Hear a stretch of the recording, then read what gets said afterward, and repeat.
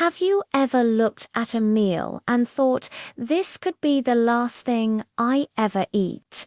Well, for thousands of people every year, that's not a joke. It's just dinner. Today, we're diving deep into the bizarre and fascinating history of fugu, the poisonous pufferfish that went from a deadly nuisance to one of the most expensive and sought-after delicacies on the planet. How did this underwater daredevil become a culinary superstar? Stick around, because this story is as wild as it gets. The relationship between Japan and the fugu fish is ancient, stretching back thousands of years.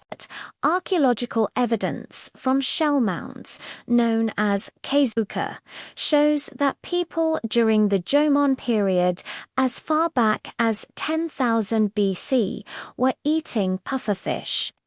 They clearly knew the fish was around, but whether they knew the full extent of its danger is a mystery lost to time. We can only imagine the trial and error that must have occurred. Perhaps the first person to try it got lucky, or perhaps they became a grim lesson for their tribe. This early consumption wasn't about luxury, it was about survival, eating whatever the sea provided. As centuries passed, the fugu's deadly reputation grew.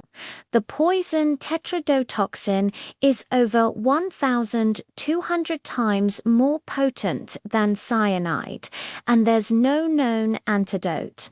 A single fish contains enough poison to kill 30 adult humans. Symptoms start with numbness around the mouth, followed by paralysis, and finally, respiratory failure, all while the victim remains fully conscious.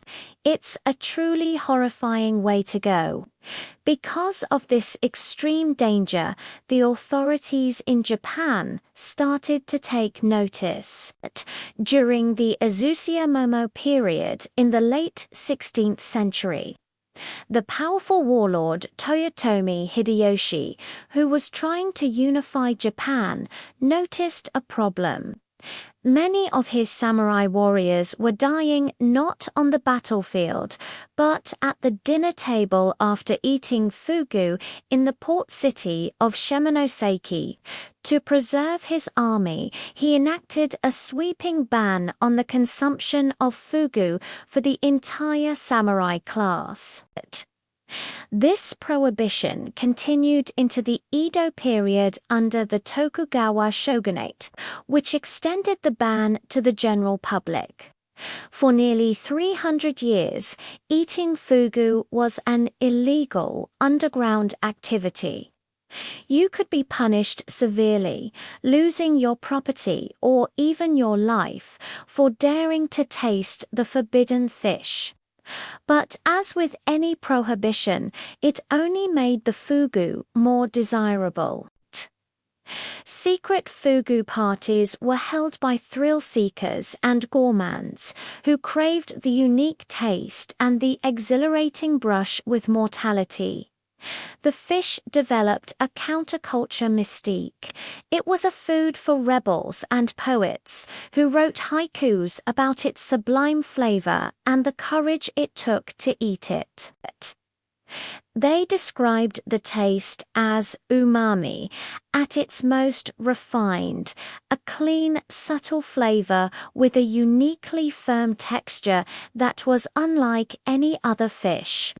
Some even reported a slight tingling or numbing sensation on the lips, a sign that you were eating a perfectly prepared, yet ever so slightly toxic, piece of fugu, the ultimate culinary thrill. The turning point for fugu came during the Meiji Restoration in the late 19th century. As Japan opened up to the world and modernized, old laws were re-examined. The story goes that the ban was lifted thanks to one very brave, or perhaps very foolish, Prime Minister in Japan's first Prime Minister, Its Hirobumi, was visiting Shimonoseki. Due to stormy seas, the local fishermen had nothing to serve him but the outlawed fugu. The local hostess, terrified but with no other choice, had her chef prepare the fish. He immediately worked to lift the ban in Yamaguchi Prefecture, with other regions of Japan slowly following suit. But lifting the ban wasn't a free feat. The government understood the immense risk involved. This led to the creation of one of the most rigorous culinary licensing systems in the world. To become a certified fugu chef, one must undergo an incredibly demanding apprenticeship that can last for years. They must learn to identify dozens of different fugu species, some poisonous, some not. They must master the precise, surgical-like technique of removing the toxic organs without contaminating the flesh. The final exam is notoriously difficult, involving a written test, a fish identification test, and a practical preparation test. The failure rate is high, often over 60%. Only the most skilled, disciplined, and knowledgeable chefs earn the right to prepare and serve food. This intense regulation is the primary reason for fugu's astronomical price tag. You're not just paying for the fish itself, you're paying for the years of training, the immense skill, and the life or death responsibility of the chef. The process is incredibly labor-intensive. Each fish is handled with the utmost care. The toxic parts are locked away in special containers and disposed of as hazardous waste. This combination of scarcity, danger, and extreme skill transformed fugu from a banned food into the pinnacle of Japanese haute cuisine. Today, eating fugu at a licensed restaurant in Japan is incredibly safe. Fatalities are extremely rare and almost always occur when amateurs try to prepare the fish at home. A full-course fugu meal, known as fugu kiri, can cost hundreds of dollars per person. It often includes paper-thin slices of sashimi arranged like a chrysanthemum flower, fried fugu hot pot, and even a sake infused with a grilled fugu fin. It's a culinary journey that tantalizes the taste buds and the mind. So, the next time you see fugu on a menu, you'll know it's not just a fish.